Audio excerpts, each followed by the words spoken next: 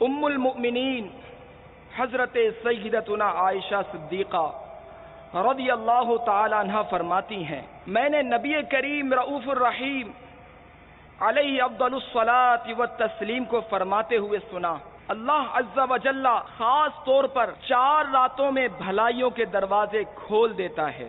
Number 1 Bakr عید کی رات، number 2 عید الفطر کی رات، نمبر 3 شعبان کی 15ویں رات، کہ اس رات میں مرنے والوں کے نام اور لوگوں کا رزق اور اس سال حج کرنے والوں کے نام لکھے جاتے ہیں۔ نمبر 4 8 اور 9 ذوالحجہ کی درمیانی رات اذان فجر تک۔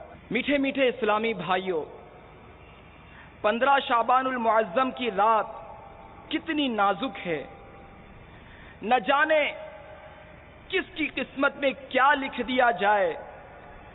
بعض اوقات بندہ غفلت میں پڑا رہ جاتا ہے اور اس کے بارے میں کچھ کا کچھ ہو چکا ہوتا ہے۔ بہت سے کفن دھل کر تیار رکھے ہوتے ہیں، مگر کفن پہننے والے بازاروں میں گھوم پھر رہے ہوتے ہیں۔ کافی لوگ ایسے ہوتے ہیں کہ ان کی قبریں کھدی ہوئی تیار ہوتی ہیں، مگر ان میں دفن ہونے والے خوشیوں میں مست ہوتے ہیں۔ بعض لوگ ہنس رہے ہوتے ہیں، حالانکہ ان کی موت کا وقت قریب آ چکا ہوتا ہے۔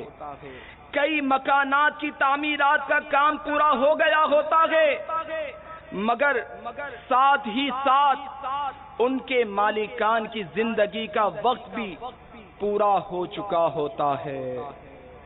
آگاہ اپنی موت سے کوئی بشر نہیں، آگاہ اپنی موت سے کوئی بشر نہیں، سامان 100 برس کا ہے، پل کی خبر نہیں۔